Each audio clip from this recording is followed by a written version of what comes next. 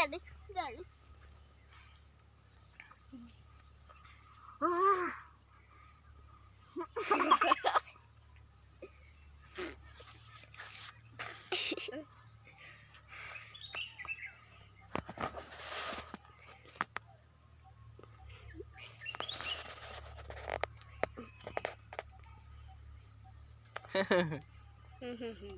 me.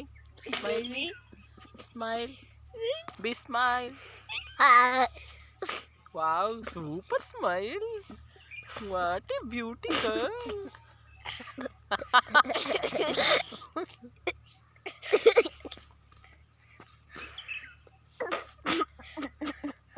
ನಾಲ್ಕು ಮಗ್ಗಿ ಹೇಳೆ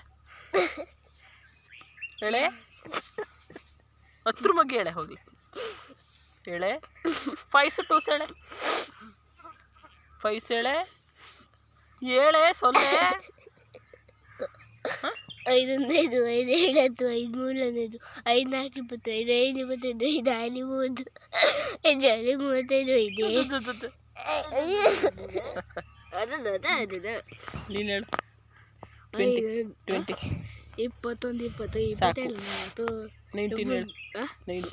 21 22 22 19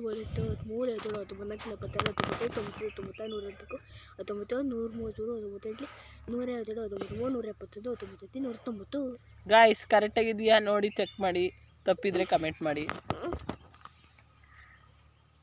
ಇವ್ರು ಓದ್ತಿರೋದು ಪ್ರೈವೇಟ್ ಸ್ಕೂಲಲ್ಲ, ಗೌರ್ಮೆಂಟ್ ಸ್ಕೂಲಲ್ಲಿ. ಇವನು 4th ಸ್ಟ್ಯಾಂಡರ್ಡು, ಇವಳು 1st ಸ್ಟ್ಯಾಂಡರ್ಡು.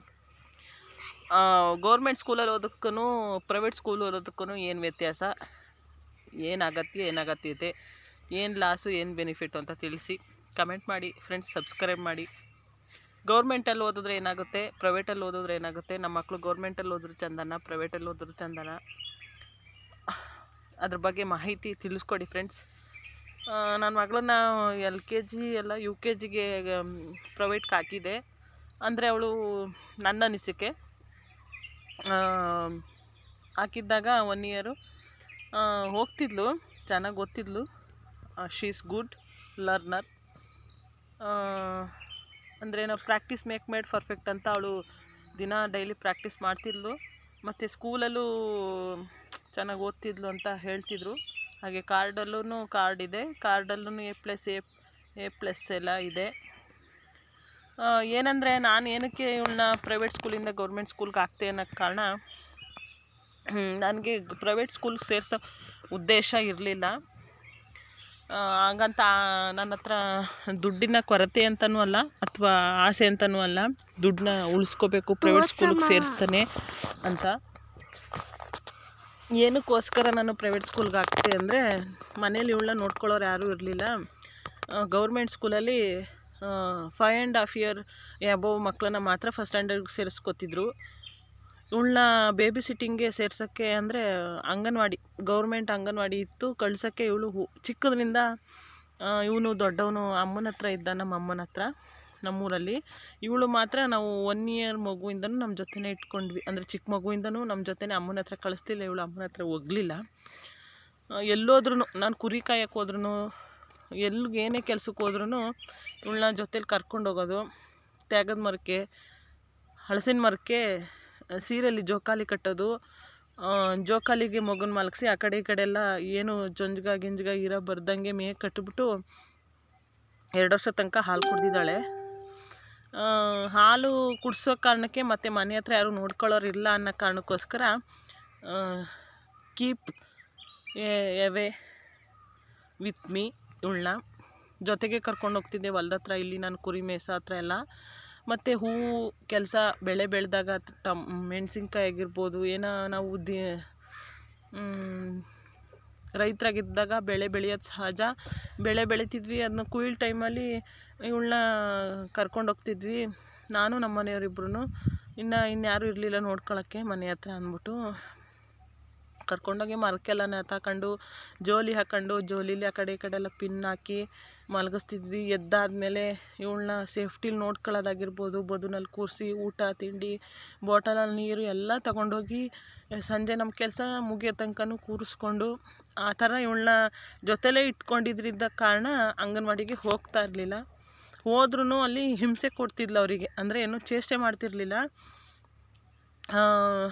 ನಾನು ಮನೆಗೆ ಹೋಗ್ತೀನಿ, ಅಪ್ಪ ಬೇಕು ಅಮ್ಮ ಬೇಕು ಅಂತ ಅವ್ರು ಹೇಳೋರು. ಊಟ ಆದಮೇಲೆ ಹೋಗುವೆ ಇರು ಅಂತ ಅವರು ಸಮಾಧಾನ ಮಾಡಿದ್ರೆ, ಕೊಡು ಊಟನ ಅಂತ ಕೇಳೋಳಂತೆ. ಈಗಲೇ ಕೊಡು ಊಟನ, ಊಟ ಮಾಡ್ಬಿಟ್ಟು ನಾನು ಹೋಗ್ತೀನಿ ಅಂತ. ಅಂದ್ರೂ ಅವರು ಫೋನ್ ಮಾಡೋರು, ಅಳ್ತಾಳೆ ನಿಮ್ಮ ಮಗಳು ಅಂತ. 1 ಅವರ್ 1/2 ಅವರ್ ಇದ್ದರೆ ಹೆಚ್ಚು. ದಿನ ಹಿಂಗೆ ಆದರೆ ಆಗಲ್ಲ ಅಂದ್ಬಿಟ್ಟು ನಾನೇನು ಮಾಡೋ, ಹತ್ತಿರ ಅಳ್ತಾಳೆ ಬಿಟ್ಬಿಟ್ಟು ಬನ್ನಿ ಅಂತ. ಅವರಪ್ಪ ಹಂಗೆ ಮಾಡಲಿಲ್ಲ. ಅವರಪ್ಪಂಗೆ ಮಗಳು ಅಳೋಕ್ಕಾಗ್ದು, ಮಗಳ ಮೇಲೆ ಭಾಳ ಪ್ರೀತಿ. ಹೋಗ್ಬಿಟ್ಟು ಅವ್ರು ಫೋನ್ ಮಾಡ್ತಿದ್ದಂಗೆ ಹೋಗ್ಬಿಟ್ಟು ಕರ್ಕೊಂಬಂದ್ಬಿಡೋರು. ಇನ್ನೇನು ಮಾಡೋಕ್ಕಾಗಲಿಲ್ಲ ನಮಗೆ. ಅಯ್ಯೋ ಹಿಂಗೆ ಹೋಗಿ ಹಂಗೆ ಕರ್ಕೊಂಬರೋದಕ್ಕೆ ಕೆಲಸನೂ ವೇಸ್ಟು, ಹೆಂಗಿದ್ರು ಅಳ್ತಾಳೆ, ರೆಡಿ ಮಾಡಿ ಕಳ್ಸೋಕ್ಕೂ ಟೈಮ್ ವೇಸ್ಟು. ನಮ್ಮ ಹತ್ರನೇ ಇರಲಿ ಅಂದ್ಬಿಟ್ಟು ನಾವು ಅವಳನ್ನ ಅಂಗನವಾಡಿಗೆ ಕಳಿಸ್ಲಿಲ್ಲ. ಮನೇಲೇ ಹೇಳ್ಕೊಡ್ತಿದ್ದೆ ಬೇಸಿಕ್ ಸೆನ್ಸ್ನ.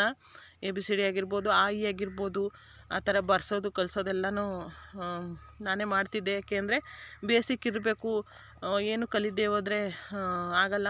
ಡೈರೆಕ್ಟ್ ಸ್ಕೂಲ್ಗೆ ಹೋದಾಗ ಮೇಷ್ಟ್ರ ಹತ್ರ ಭಯ ಬೀಳ್ತಾರೆ, ಅವರು ಗದರಿಸ್ತಾರೆ ಅನ್ನೋ ಕಾರಣಕ್ಕೋಸ್ಕರ ನಾನೇ ಬೇಸಿಕ್ ಸೆನ್ಸ್ನ ಹೇಳ್ಕೊಡ್ತಿದ್ದೆ ಫ್ರೆಂಡ್ಸ್ಗಳಿಗೆ. ಬೇಗನೆ ಕಲಿತ್ಲು. ಅದಾದಮೇಲೆ ನಾನು ಪ್ರೈವೇಟ್ ಸ್ಕೂಲಿಗೆ ಹಾಕ್ತೆ. 1 ವರ್ಷ. 8 ಗಂಟೆಗೆ ವ್ಯಾನ್ ಹೊರಡೋದು. 8 ಗಂಟೆಗೆ ವ್ಯಾನ್ ಹೊರಡೋದಂದು ಇವಳಿಗೆ ಸ್ವಲ್ಪ ಅಟ್ಮಾಸ್ಫಿಯರ್ ಹಿಡಿಲಿಲ್ಲ. ಇವಳು ನಮ್ಮ ಹತ್ರ ಇದ್ದಾಗ, ನಾವು ಹೊಲ ಜಮೀನು ಕೆಲಸ ಮಾಡ್ತಿದ್ದಾಗ ಬೇಗ ತಿಂಡಿ ತಿಂತಿರಲಿಲ್ಲ. 11 ಗಂಟೆ 10 ಗಂಟೆ ಆಗ್ತಿತ್ತು. ಎದೆ ಹಾಲು ಕುಡಿತಿದ್ಲು. ಫೀಡಿಂಗ್ ಇತ್ತಲ್ವ 2 ವರ್ಷ ತನಕ. ಅದಾದಮೇಲೆ ರಾಗಿ ಮಾಲ್ಟ್, ಮನೇಲೇ ಮಾಡಿದ ರಾಗಿ ಮಾಲ್ಟ್ ತಿಂತಿದ್ಲು. ಸ್ವಲ್ಪ ಅನ್ನ ತಿಂತಿದ್ಲು, ತರಕಾರಿ ಬೇಳೆ ಎಲ್ಲ ಹಿಂಗೆ ಮಾಮೂಲಿ ನಾವೇನು ತಿಂತಿದ್ವು ಅದನ್ನು ತಿಂತಿದ್ಲು. ಆದರೆ ಸ್ಕೂಲ್ಗೆ ಹೋಗುವಾಗ 8 ಗಂಟೆ ಅಷ್ಟರೊಳಗೆ ಟಿಫನ್ ಆಗಬೇಕು. ಬೆಳಗ್ಗೆ ತಿಂತಾ ಇರಲಿಲ್ಲ. ಅಷ್ಟೊತ್ತಿಗೆ ಇವಳಿಗೆ ಡೈಜೆಷನ್ ಸಿಸ್ಟಮ್ ಪ್ರಾಪರಾಗಿ ಅಡ್ಜಸ್ಟ್ ಆಗಲಿಲ್ಲ ಅನಿಸುತ್ತೆ. ಆಮೇಲೆ ಸ್ಕೂಲಲ್ಲಿ ಒಂದು ಬಾಕ್ಸ್ ತೊಗೊಂಡೋಗೋಳು. ಅಲ್ಲಿ ಬೆಳಗ್ಗೆ 7 ಗಂಟೆಲಿ ಮಾಡಿ ತಿಂಡಿನ ಮಧ್ಯಾಹ್ನ ನಾವು ಇಲ್ಲಿ ಮನೆ ಹತ್ರ ಇದ್ದಾಗ ಹೊಲ್ದ ಹತ್ರ ಇದ್ರೂ ಮನೆಗೆ ಹೋಗಿ ಬಿಸಿನೇ ಮಾಡಿ ತಿನ್ನಿಸ್ತಿದ್ವಿ, ಸುಡೋದು. ಆದರೆ ಅಲ್ಲಿ ಲಂಚ್ ಬಾಕ್ಸ್ಗೆ ಹಾಕೋದಾಗ ತಿನ್ನೋಕ್ಕೆ ಇವಳಿಗೆ ಬರ್ತಿರ್ಲಿಲ್ಲ. ನಾವೇ ಈಗಲೂ ಕೈ ತುತ್ತು ಮಾಡಿ ತಿನ್ನಿಸ್ಬೇಕು. ಇವನಿಗಾಗಿರ್ಬೋದು ಇವಳಿಗಾಗಿರ್ಬೋದು ಕೈ ತುತ್ತು ಮಾಡಿದ್ರೇ ತಿನ್ನೋಕ್ಕೆ ಇಷ್ಟಪಡ್ತಾರೆ. ಆಮೇಲೆ ಕಲಿಸ್ಕೊಡ್ಬೇಕು, ತಿನ್ನಿಸ್ಬೇಕು. ಹಂಗಿದ್ರೇ ಹೊಟ್ಟೆ ತುಂಬ ತಿಂತಾರೆ. ಈಗಲೂ ಬೈತೀನಿ, ಸ್ಕೂಲಿಗೆ ಕಳಿಸ್ತಿದ್ದೀನಲ್ಲ, ಸ್ಕೂಲಲ್ಲಿ ಯಾರು ತಿನ್ನಿಸ್ತಾರೆ ಅಂತ ರೇಗಿಸ್ತಾರೆ ಅವರಪ್ಪ. ಊಟ ಮಾಡುವಾಗ ಅಮ್ಮ ತಿನ್ನಿಸು ಅಂತ ಹೇಳಿದ್ರೆ. ಆ ಥರ ವಾತಾವರಣದಲ್ಲಿ ಬೆಳೆದವಳು ಇವಳು. ಆಮೇಲೆ 8 ಗಂಟೆಗೆ ವ್ಯಾನು ಮನೆ ಮುಂದೆನೇ ಬಂದು ನಿಂತಾಗ ಇವಳು ಫಿಯರ್ನೆಸ್ಗೋ ಅಥವಾ ಡೈಜೆಸ್ಟಿವ್ ಸಿಸ್ಟಮ್ ಕರೆಕ್ಟಾಗಿ ಆಗ್ದಾನೆ ಇಂಪ್ರಾಪರ್ ಡೈಜೆಸ್ಟಿವಿಂದನೋ ವ್ಯಾನ್ ಬಂದು ನಿಂತ್ಕೊಂಡಾಗ ಬಾತ್ರೂಮ್ಗೆ ಹೋಗಿ ಕುತ್ಕೊಬಿಡೋಳು. ಅವರು ಎಷ್ಟು ಕರೆದ್ರೂ ಇವಳು ಆಚೆ ಬರ್ತಿರ್ಲಿಲ್ಲ. ನಾವು 1 ದಿವಸ ಸರಿ 2 ದಿವಸ ಸರಿ ಇವಳು ಕಂಟಿನ್ಯೂಸ್ ಆಗಿ ಹಾಗೆ ಮಾಡೋಕ್ಕಿಡಿದ್ಲು. ಫಿಯರ್ಗೆ ಏನೋ ಅಡ್ಜಸ್ಟ್ ಆಗಲಿಲ್ಲ ಅನಿಸುತ್ತೆ. ಬಾತ್ರೂಮಿಂದ 3-4 ಸತಿ 8 ಗಂಟೆಗೆ ಹೋಗೋ ಅಷ್ಟರೊಳಗೆ 3-4 ಸತಿ ಬಾತ್ರೂಮ್ಗೆ ಹೋಗೋಳು. ಆಮೇಲೆ ಕಂಟಿನ್ಯೂಸ್ ಆಗಿ ಫೀವರ್ ಬರೋದು, ಈವ್ನಿಂಗ್ ಆಗ್ತಿದ್ದಂಗೆ ಫೀವರ್ ಬರೋದು, ವಾಮಿಟಿಂಗ್ ಸೆನ್ಸೇಷನ್ ಜಾಸ್ತಿ ಆಗೋಯ್ತು. ಯಾಕೆಂದರೆ 8 ಗಂಟೆ ಗಾಡಿ ಹತ್ತಿದ್ರೆ ಅವರು ಕ್ಲಾಸ್ಗೆ ಹೋಗೋ ತನಕನೂ ಆ ಊರು ಈ ಊರು ಮಕ್ಕಳೆಲ್ಲನೂ ಹತ್ತಿಸ್ಕೊಂಡು ಹೋಗಬೇಕು. ಗರ ಗರ ಗರ ಗರ ಅಂತ ಗಾಡಿ ತಿರುಗುವಾಗ ಟರ್ನಲ್ಲಿ ಇವಳು ವಾಮಿಂಟೇ ಮಾಡ್ಕೊಳ್ಳೋಳು. ಮತ್ತು ಮನೆಗೆ ಬಂದು ಅದೇ ಇದರಲ್ಲಿ ಫುಲ್ಲು ಸುಸ್ತಾಗಿರೋಳು. ಊಟನೂ ಸರಿಯಾಗಿ ಮಾಡ್ತಿರ್ಲಿಲ್ಲ. 1.5 ತಿಂಗಳು ಏನು ಆಗಿದೆ ಅಂತಲೇ ಗೊತ್ತಾಗಲಿಲ್ಲ. ಸುಮ್ಮನೆ ಜ್ವರ ಬರ್ತಾನೆ ಇರೋದು, ವಾಮಿಂಟ್ ಮಾಡ್ಕೊಳ್ಳೋಳು, ಫುಲ್ ಸುಸ್ತಾಗೋಳು, ಊಟ ಎಲ್ಲ ಬಿಟ್ಬಿಟ್ಲು. ಏನಕ್ಕೆ ಹಿಂಗೆ ಆಗ್ತಿದೆ ಅಂತ ನಾವು ಗೌರ್ಮೆಂಟ್ ಪ್ರೈವೇಟ್ ಹಾಸ್ಪಿಟ್ಲಿಗೆಲ್ಲ ತೋರಿಸಿದ್ವಿ. ನಾನು ಓನಾಗಿ ಇವಳನ್ನ ನನ್ನ ಹತ್ರನೇ ಇದ್ದಿದ್ದರಿಂದ ಇವಳದು ಬಯೋಡೇಟಾ ಅಂದರೆ ಬಾಡಿ ಬಯೋಡೇಟಾ ನನಗೆ ತಾಯಂದ್ರಿಗೆ ಗೊತ್ತಿರುತ್ತೆ. ಹೇಗೆ ಹ್ಯುಮಿಡಿಟಿ ಇರುತ್ತೆ ಇವ್ರದ್ದು, ಹೇಗೆ ಇವರು ಬೆಳೆದಿರ್ತಾರೆ ಅನ್ನೋ ಕಾರಣ ಗೊತ್ತಿರೋದ್ರಿಂದ ಇವಳನ್ನ ಬೇಡ ಸ್ಕೂಲ್ ಬಿಡಿಸೋದೇ ವಾಸಿ. ಇವಳು ನಮ್ಮ ಹತ್ರ ಇದ್ದರೆ, ಅಂದರೆ ಈಗ ಗೌರ್ಮೆಂಟ್ ಸ್ಕೂಲು ಮನೆ ಬಾಗಿಲಲ್ಲಿದೆ, 10 ಗಂಟೆಗೆ ಸ್ಕೂಲ್ ಇದೆ ಅಂದರೆ 9 ಗಂಟೆಗೆ ಅವಳಿಗೆ ತಿಂಡಿ ತಿನ್ನೋಕ್ಕೆ ಸರಿ ಆಗುತ್ತೆ, ನಿದ್ದೆ ಮಾಡೋಕ್ಕೂ ಸರಿ ಹೋಗುತ್ತೆ, ಆಮೇಲೆ ಓದ್ಕೊಳ್ಳೋಕ್ಕೂ ಬಂದು ಸರಿ ಹೋಗುತ್ತೆ. ಹೇಗಿದ್ದರೂ ಪ್ರೈವೇಟ್ ಸ್ಕೂಲ್ಗೆ ಹೋದ್ರೂ ನಾವೇ ಹೇಳ್ಕೊಡ್ಬೇಕು. ಅಲ್ಲೂ ಹೇಳ್ಕೊಡೋದೆ ಇಲ್ಲೂ ಹೇಳ್ಕೊಡೋದೆ. ಅಂದರೆ ಪ್ರೈವೇಟ್ ಸ್ಕೂಲ್ಗೆ ಹೋದ್ರೂ ಅವ್ರು ಏನು ಬರ್ಸಿರ್ತಾರೆ ಅಂದರೆ ನಮ್ಮ ಮನೆಗೆ ಬಂದಿದ್ದ ತಕ್ಷಣ ನಾವು ಸ್ವಲ್ಪ ಬರ್ಸ್ತಿದ್ರೆ ಅವ್ರಿಗೆ ಕಲಿಯೋಕ್ಕೆ ಅರ್ಥ ಆಗೋಲ್ಲ. ಅವ್ರು ಏನೇ ಹೇಳ್ಕೊಟ್ಟಿದ್ರು ನಮ್ಮ ಮನೇಲಿ ಕೂತ್ಕೊಂಡು ಹೇಳ್ಕೊಟ್ಟಾಗನೇ ಅರ್ಥ ಆಗೋದು. ಅದೇ ಥರ ಇಲ್ಲೂ ಹೇಳ್ಕೊಟ್ರೆ ಆಗುತ್ತೆ. ಅವಳು ಬುದ್ಧಿ ಬರೋ ತನಕನೂ ಗೌರ್ಮೆಂಟ್ ಸ್ಕೂಲಲ್ಲಿ ಓದಲಿ, ಆಮೇಲೆ ಅವಳಿಷ್ಟ ಇಂಗ್ಲೀಷ್ ಮೀಡಿಯಮಲ್ಲಿ ಓದೋದಾಗಲಿ ಕನ್ನಡ ಮೀಡಿಯಮಲ್ಲಿ ಓದೋದಾಗಲಿ ಅವಳು ಡಿಸೈಡ್ ಮಾಡ್ಕೊಳ್ಳಿ ಅನ್ನೋ ಕಾರಣಕ್ಕೋಸ್ಕರ ನಾವಿಬ್ಬರು ಡಿಸೈಡ್ ಮಾಡಿ ಪ್ರೈವೇಟ್ ಸ್ಕೂಲಿಂದ ಗೌರ್ಮೆಂಟ್ ಸ್ಕೂಲ್ಗೆ ಹಾಕಿದ್ವಿ. ಸೇರಿಸುವಾಗೂ ಅಷ್ಟೇ ಕೆಲವರು ಏನು ಅಂತಿದ್ರು ಅಂದರೆ, ನಿಮ್ಮ ಹತ್ರ ಏನು ದುಡ್ಡಿಲ್ವಾ, ದುಡ್ಡು ಖರ್ಚಾಗುತ್ತೆ ಅಂತ ಗೌರ್ಮೆಂಟ್ಗೆ ಹಾಕಿದ್ದೀರಾ ಅಂತ ಮಾತಾಡಿದ್ರು. ಆಮೇಲೆ ಹಂಗೆ ಮಾತಾಡ್ದವ್ರು ಯಾರು ಇವಳು ಹುಷಾರು ತಪ್ಪಿದಾಗ ನೋಡ್ಕೊಳಕ್ಕೆ ಬರಲಿಲ್ಲ, ಖರ್ಚಿಗೆ ಕಾಸು ಕೊಡಲಿಲ್ಲ, ಟೇಕ್ ಕೇರ್ ಮಾಡಲಿಲ್ಲ. ಇವಳನ್ನ ನಾವೇ ಮಾಡಿದ್ದು. ಅದ್ರದ್ದು ಏನೇ ಇದಾದ್ರೂ ನಾವೇ ಅನುಭವಿಸಿದ್ದು. ಹಂಗೇನೆ ಬಿಡಿಸ್ದಾಗನೂ ಹಂಗೆ ಅಂದರು, ಇವಳ ಜೊತೆ ಸೇರಿದವರೆಲ್ಲ ಪ್ರೈವೇಟ್ಗೆ ಹೋಯ್ತಿದ್ರು. ನಮ್ಮ ಹತ್ರ ಏನು ಕಾಸು ಮಾಡಿಕೊಂಡೆ ಸ್ಕೂಲ್ ಮಕ್ಳು ಕಳಿಸ್ತಾ ಇದ್ದಾವ, ಆಸ್ತಿ ಸಂಪಾದನೆ ಮಾಡೋದಕ್ಕಿಂತ ಮಕ್ಕಳನ್ನ ವಿದ್ಯಾಭ್ಯಾಸ ಮಾಡಿಸ್ಬೇಕು ಅಂತ. ಹಂಗಲ್ಲ ಅನಿಸಿಕೆ. ಮಕ್ಕಳು ವಿದ್ಯಾಭ್ಯಾಸಕ್ಕೆ ಫಸ್ಟ್ ಆದ್ರೂ ಅದಕ್ಕಿಂತ ಫಸ್ಟು ಮಕ್ಕಳು ಆರೋಗ್ಯ ಇರಬೇಕು.